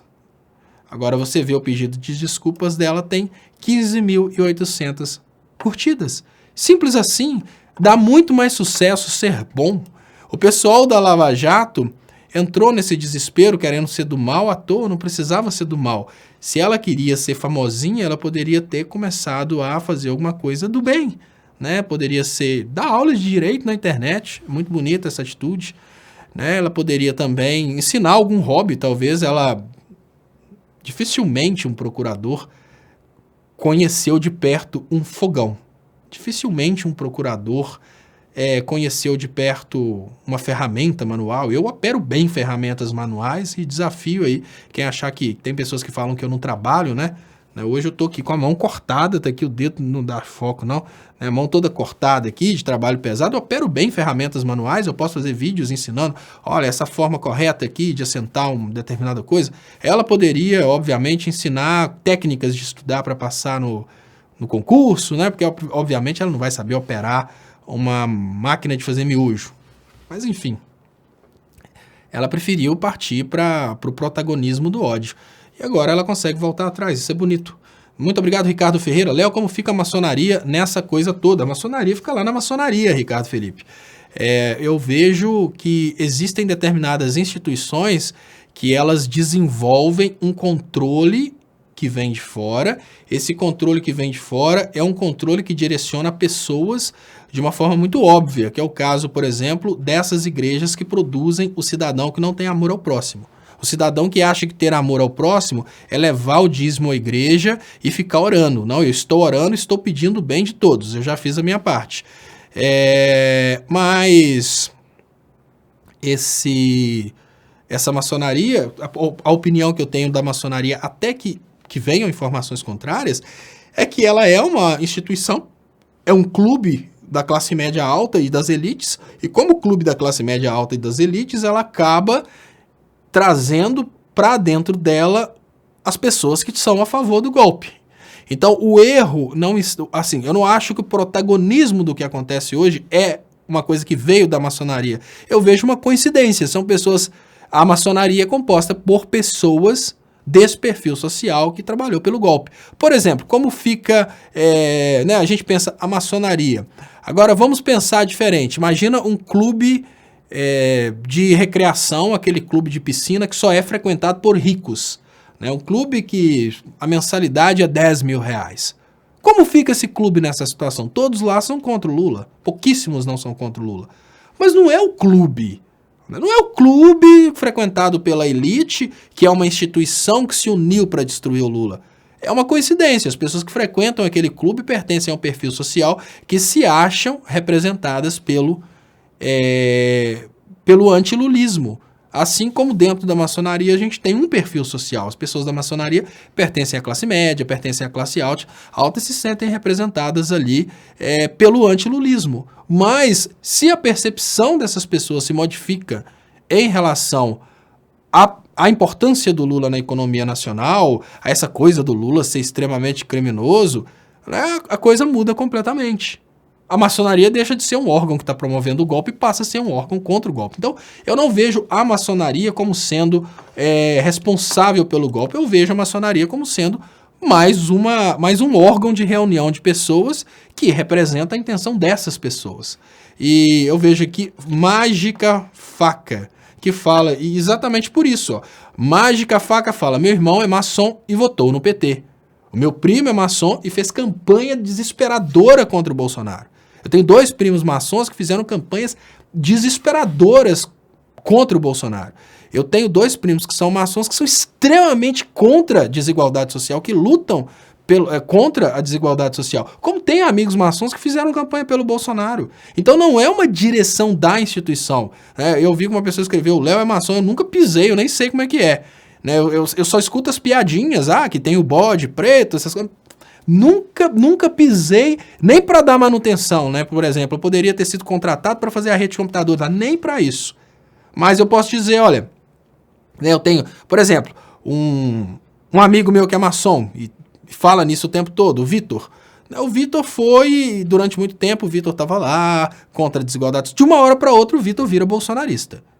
Né? E esses primos meus, eu fui acompanhando todos os maçons que eu conheço, exatamente para ver, deixa eu ver se tem uma direção igual dentro da maçonaria.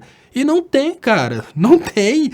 Eu tava vendo lá meus primos criticando o Bolsonaro durante o ano passado, esse ano criticando o Bolsonaro desesperadamente, e estão na maçonaria. Assim como tem amigos maçons aqui em Ponte Nova que criticaram a possibilidade do Bolsonaro chegar ao poder o tempo todo, como eu tenho amigos maçons que fizeram campanha pelo PT, como eu tenho amigos maçons que fizeram campanha pelo Bolsonaro. Esses não são amigos mais não. Mas, enfim, eu não vejo uma direção institucional como aconteceu na Igreja Universal.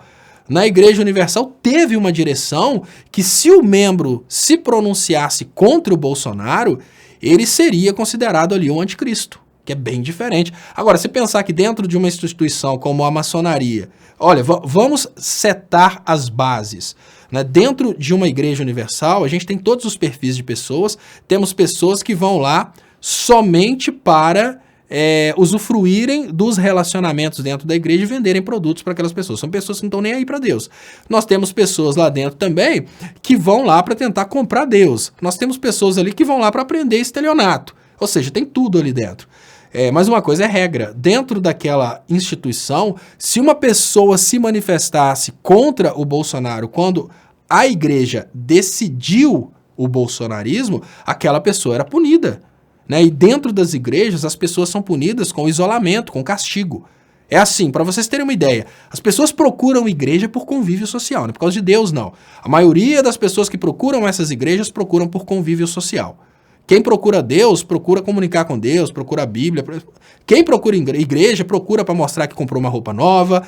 Essas pessoas, a maioria, tá, gente? Desculpa. A maioria das pessoas que procuram igrejas para mostrarem que trocaram de carro, que estão conseguindo crescer na vida, enfim, para se exibirem, para procurarem casamento. E dentro dessas igrejas existem práticas de castigo. Se uma pessoa na igreja fizer qualquer coisa contra a direção master da igreja, essa pessoa é punida. Com castigo. Castigo é assim, os irmãos param de conversar, param de chamar para festa. Então, dentro dessas igrejas tinha uma direção muito clara de castigar quem fosse contra o Bolsonaro. Era de Satanás quem fosse contra o Bolsonaro. Agora, dentro da maçonaria não tem essa direção. Agora, tem uma ordem de comando? Tem, mas parece que ela não usou essa ordem de comando na política, porque eu consegui observar maçons de todas as ideologias. Por exemplo, no espiritismo, apesar de que o Divaldo Franco falou um monte de bobagem, não teve um direcionamento dos espíritas no sentido de serem bolsonaristas. Ele falou a bobajada dele a favor do Sérgio Moro, mostrou que ele é um guru do conhecimento jurídico, um guru do conhecimento da política. Ele é, sem sombra de dúvidas, talvez ele tenha naquele momento recebido aí o espírito de Keynes, o espírito de Hayek, o espírito de Adam Smith, tornou-se o melhor economista da humanidade e fez a sua manifestação a respeito da política, falou aquela bobajada, perdeu um monte de seguidores, perdeu um monte de admiradores. Para mim, ele se tornou um farsante naquele momento, mas não teve um direcionamento no espiritismo que os espíritas são obrigados a ir naquela direção. Né? Então, eu vejo assim. Deixa eu agradecer do lado de cá, então. Muito obrigado, Fernando Marques Pinto. Léo, acho que Bolsonaro tem a mentalidade do bandeirante, desumanizar índios para eliminá-los. E isso que você atribui ao bandeirante é uma estratégia que é o início da live de hoje. Essa estratégia de desumanizar para depois eliminar é a estratégia utilizada por muitos grupos políticos ao redor do mundo, em especial o grupo político que controla a política de Israel, que cria na cabeça do povo de Israel a ideia, por exemplo, que o povo de Gaza não é ser humano.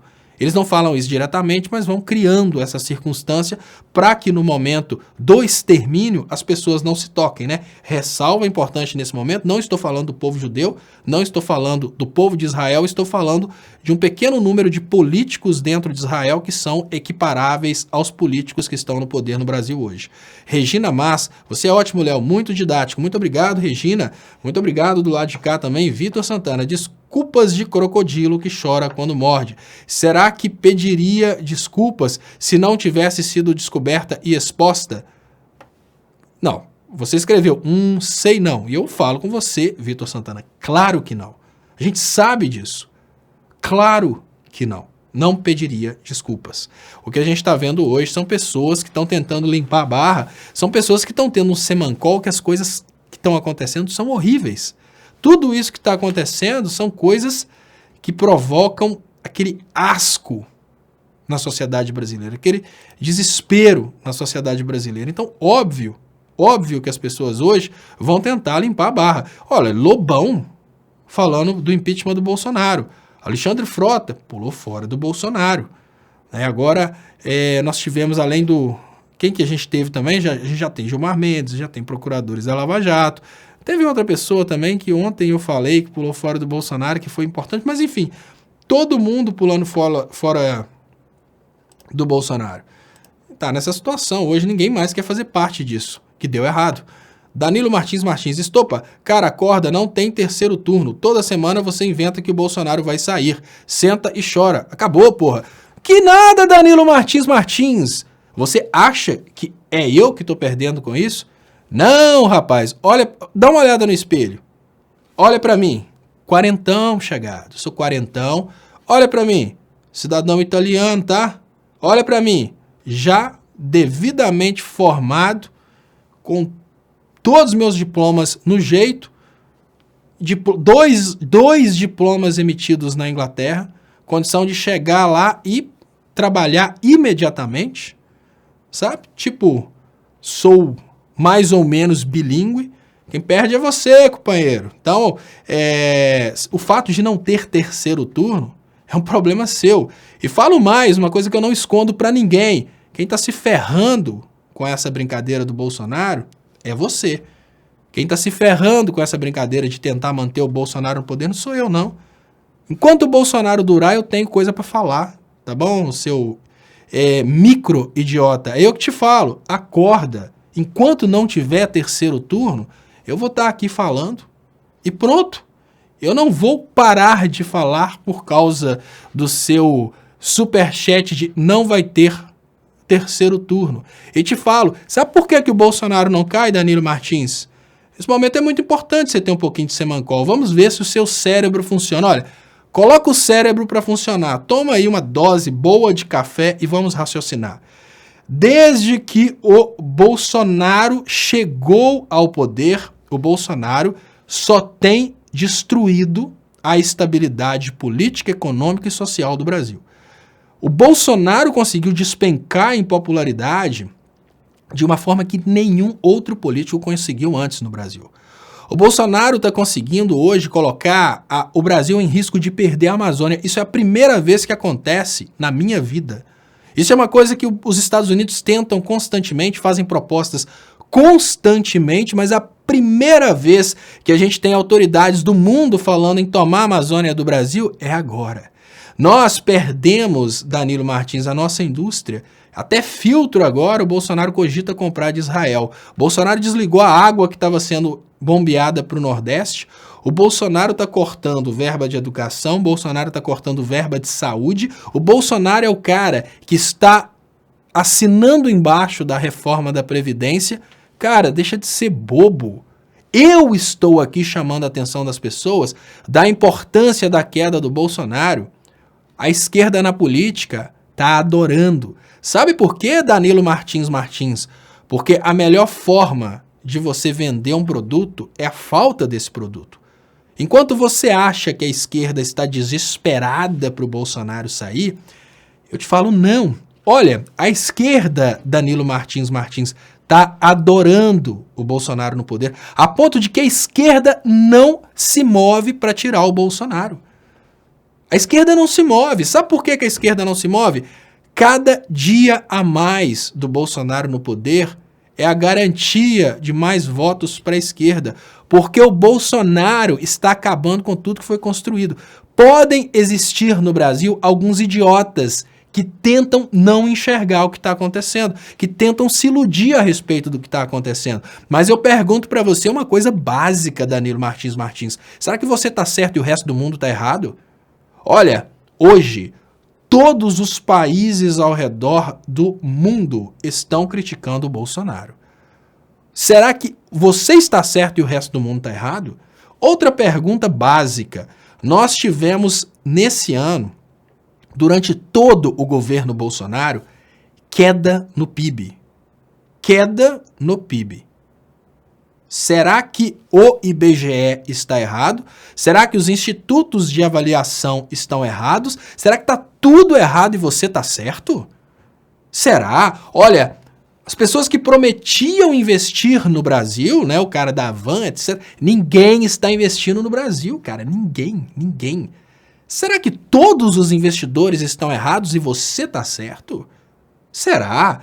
Olha, o Brasil está substituindo emprego por subemprego. O que manda, Danilo Martins, não é necessariamente só o número de pessoas empregadas. Vamos imaginar que hoje nós temos 1.000 pessoas empregadas ganhando 10 mil reais.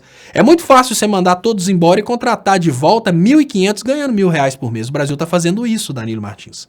Essas modificações propostas pelo Bolsonaro estão fazendo com que as pessoas, as empresas, demitam e recontratem pagando 30% do que pagavam antes. Então, Danilo Martins, será que hoje nós temos associações de engenheiros no Brasil? Os engenheiros viraram Uber. Os que estão trabalhando estão ganhando 30% do que ganharam antes. Será que você está certo e todo engenheiro do Brasil está errado, Danilo Martins? Será? A visão de que Bolsonaro incentivou a queima da Amazônia, ela foi confirmada no momento em que vazou o Dia do Fogo. Os ruralistas planejaram um dia para botar fogo na Amazônia. E pasme, o Dia do Fogo era conhecido pelo governo brasileiro. A Amazônia estava queimando, Danilo Martins, e o Bolsonaro estava quietinho, percebendo, vendo e falando que é uma coisa absolutamente normal. No momento em que começou a arriscar a queda do Bolsonaro, que o mundo começou a falar sobre o assunto e que o Bolsonaro começou a passar aperto, ele foi e começou a usar os aviões da FAB para combater o incêndio. Será, Danilo Martins, que o mundo está errado e que você está certo? Será que o Bolsonaro esperou só no momento que o fogo começou a chegar na presidência dele para usar os aviões para socorrer a Amazônia? Porque só depois de muito tempo da Amazônia queimando que ele percebeu que ele tinha aviões à disposição para combater o incêndio, Danilo Martins. Cara, na real, cara, deixa de ser bobo. Então vem aqui a sua tréplica. Ah tá, esse Macron, diga-se de passagem, Macron, antes de ler o resto da sua mensagem, até para que você não imagine que eu sou um bobo. O Macron é como um Trump, tá bom? O Macron vai utilizar a vulnerabilidade desse governo Bolsonaro para realizar o desejo da França de muitos anos, tomar a Amazônia. Você está achando que tem paga-pau do Macron aqui? Não. O que eu estou tentando dizer para você, Martins, é que o Macron, ele vai aproveitar o fato do Brasil não ter um governo que presta, do Brasil ter um governo vulnerável e irresponsável, para criar formas de tomar a Amazônia. Mas vamos lá para sua mensagem. Ah tá, esse Macron e esses esquerdas são tudo lunático. Cara, o que adianta seu diploma se você quer se enganar e acreditar em algo que não existe? Aproveita que o Maduro abriu as fronteiras, corre lá. Você tá vendo? O problema nosso, Danilo Martins, é isso aí. O problema nosso é isso. Olha, você, obviamente e claramente uma criança, você se acha realmente capaz de desprezar o conhecimento produzido pela humanidade. E eu te falo, Danilo Martins, um curso de engenharia ambiental é um curso de 5 anos, tá bom?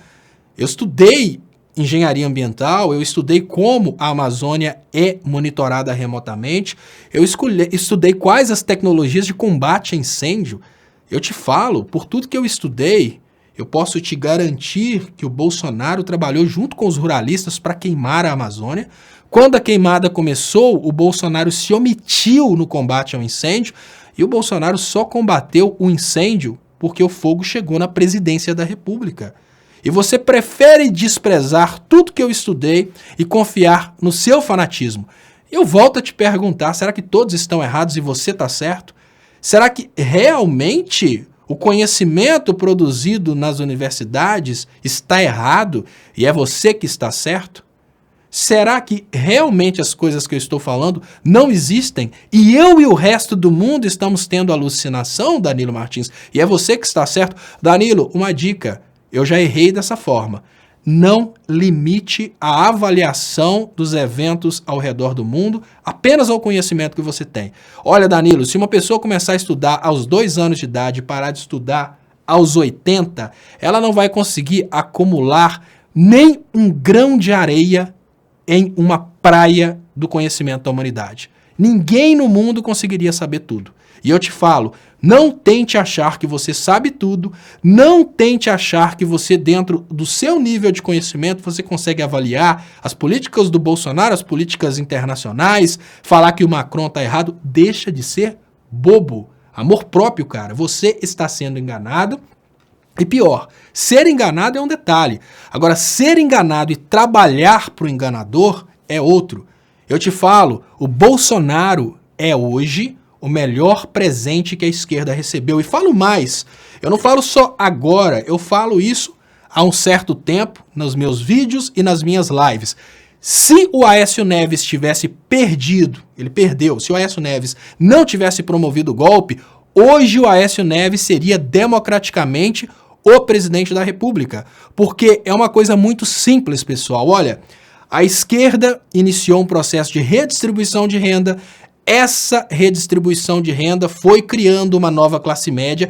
Essa nova classe média parou de se identificar com a causa trabalhista. A classe média que foi bater panela, ela começou a se sentir rica demais e o PT perdeu a sua necessidade. Exatamente por causa da redistribuição de renda e aumento do PIB, ou seja, exatamente porque a população brasileira começou a se sentir mais rica, essa sociedade brasileira começou a se ver mais compatível com os ricos, com os aécios. E eu te falo, Danilo Martins, a esquerda estava prestes a acabar se não fosse o Bolsonaro. Te falo mais, Danilo Martins. A única coisa que poderia ter trazido de volta para o Brasil o amor à esquerda seria um choque de liberalismo como o Bolsonaro. Um choque de fracasso de liberalismo. Hoje, nós temos uma Argentina educada de que esse oba-oba liberal de direita não dá certo. Uma Argentina que caiu na real e agora está acontecendo no Brasil. Não pense você, eu quero a queda do Bolsonaro pelo meu povo, Danilo Martins. Políticos de esquerda continuam sendo políticos, com pequenas exceções, Danilo Martins. Você sabe o que o político de esquerda, com pequenas exceções que existem, tá? Existem muitos políticos de esquerda que são bons, mas com pequenas exceções, Danilo Martins. O que o político de esquerda quer é o Bolsonaro no poder, porque ele está fracassando. Enquanto mais o Bolsonaro der errado, Danilo Martins, mais ele promove a esquerda. Então, enquanto eu estou aqui feito bobo pedindo a queda do Bolsonaro, lá no Congresso, lá nas assembleias, lá nas câmaras de vereadores, os políticos de esquerda estão tendo orgasmo de alegria por causa do fracasso do Bolsonaro. Todo o fracasso do Bolsonaro, Danilo Martins, é uma oportunidade para a esquerda falar, eu avisei, é uma oportunidade para a imprensa falar que avisou e meteu o pau no Bolsonaro. Então deixa de ser bobo, menino. É completamente diferente. Eu peço a queda do Bolsonaro pro seu bem. Eu peço a queda do Bolsonaro pro seu bem. Porque pro meu bolso, Danilo Martins, se o Bolsonaro ficar lá 8 anos, eu faço comentário político por 8 anos. A diferença é que eu não sou hipócrita e eu não escondo isso. A diferença é que eu tenho caráter suficiente para falar que, para mim, eu, Leonardo Estopa, Danilo Martins, se o Bolsonaro durar 20 anos, eu tô ganhando. Para você, Danilo Martins, se ele durar 20 anos, eu não sei se você dura 20 anos. A diferença básica é essa. E eu, nesse momento, eu não preciso destruir o meu país para fazer comentário político. Sabe por quê? Porque se nós conseguirmos derrubar o Bolsonaro, eu tenho outra coisa para fazer. Então eu não troco o meu país soberano, gerando emprego, por uma oportunidade de ficar fazendo live na internet. Simples assim. Se o Bolsonaro cair, as lives não vão ter mais razão de ser. Eu faço live com comentário de novela. Eu não quero o Brasil apodrecendo para que eu tenha espaço para falar mal do Bolsonaro.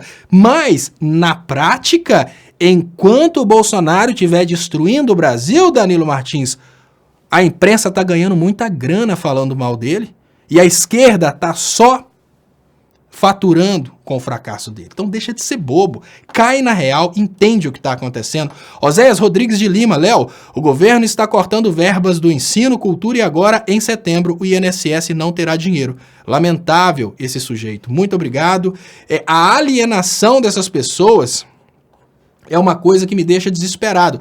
Porque, olha, deixa eu agradecer outro superchat, Ana Paula Lima Pereira. General Pujol mandou o Bozo calar a boca e arrumar dinheiro. O exército que está mandando agora. Muito obrigado, Ana Paula Lima Pereira.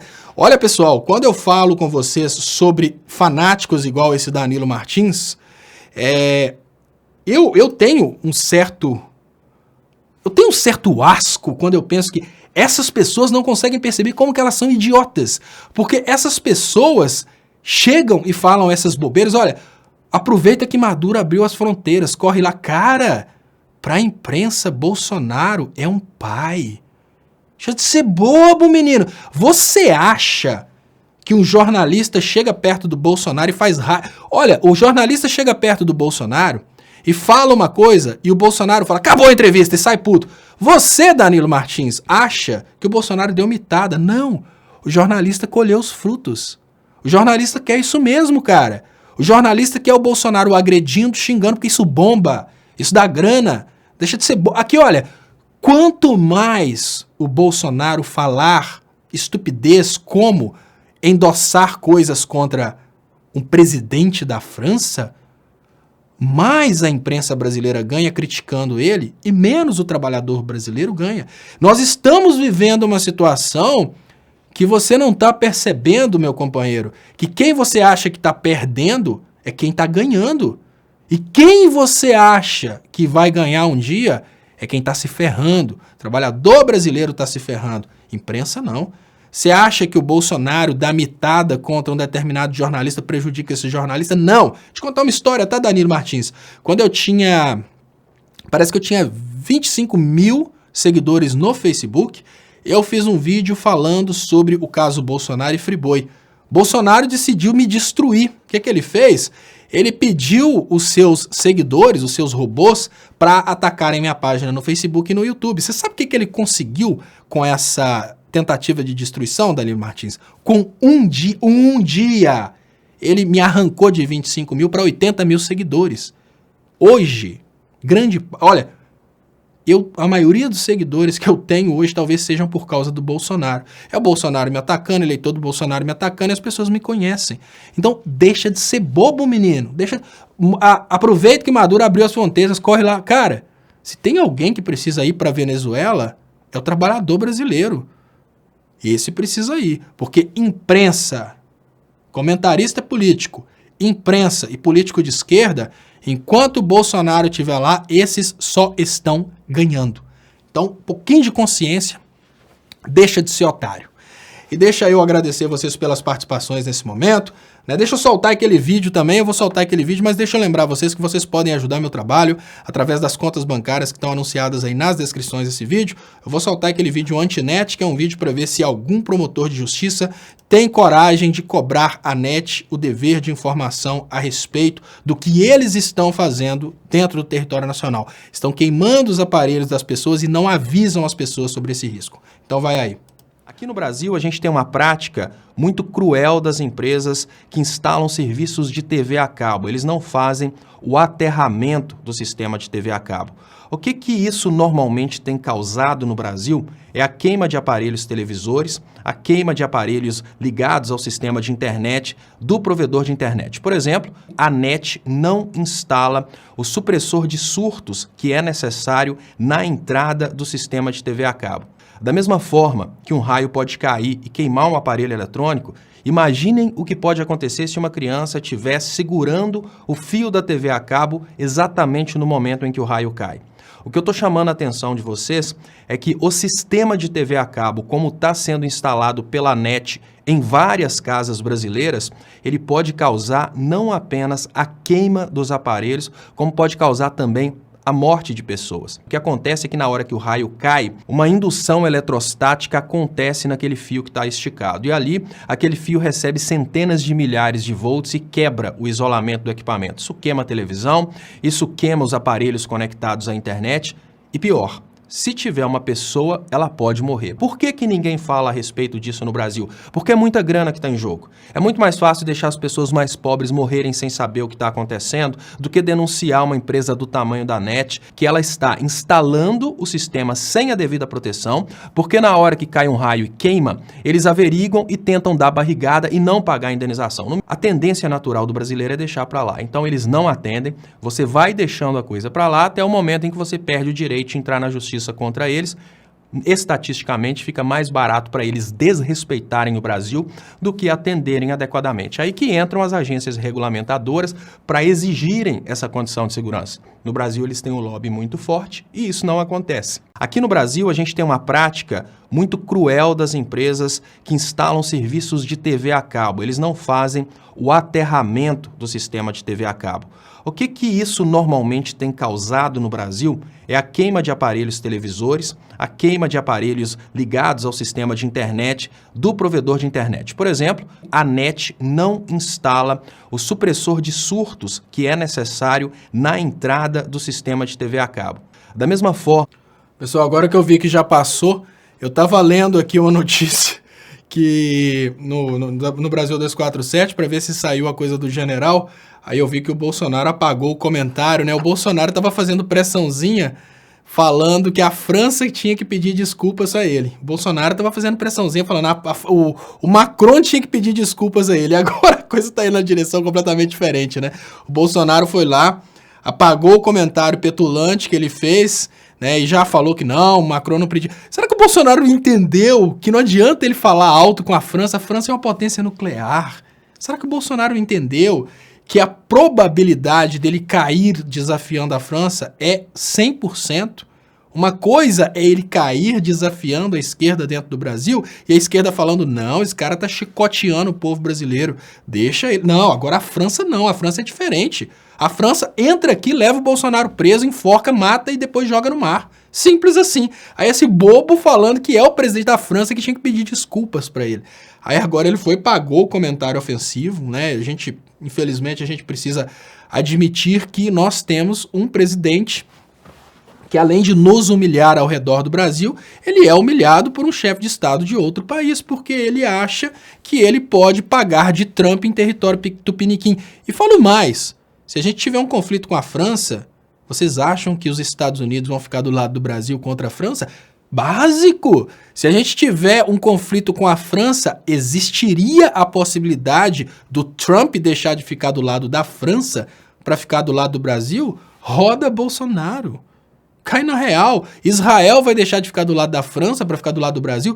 Olha, se a gente tiver um conflito com a França, ninguém fica do lado do Brasil. Ninguém, absolutamente ninguém. A França é uma potência nuclear. Acabou. Acabou. Então, bobão de fazer uma coisa dessa e ainda falar que o Macron tinha que pedir desculpas. Oh, faça-me o favor. Vamos cair na real. Olha, pessoal, eu vou colocar agora para vocês a reprise do dia de hoje. Queria lembrar, primeiramente agradecer a todos vocês pelas participações. Eu volto amanhã às 5 da tarde com o programa Léo ao Quadrado, na TV 247, e mais tarde aqui no Léo Estopa ao vivo. Eu queria, então, pedir para vocês, por favor, compartilhem a reprise, e quem puder ajudar meu trabalho, tem aí as contas bancárias anunciadas nas descrições desse vídeo. Se você estiver de fora do Brasil, quiser ajudar com cartão de crédito, tem o e-mail do PayPal também. Então, muito obrigado e até amanhã.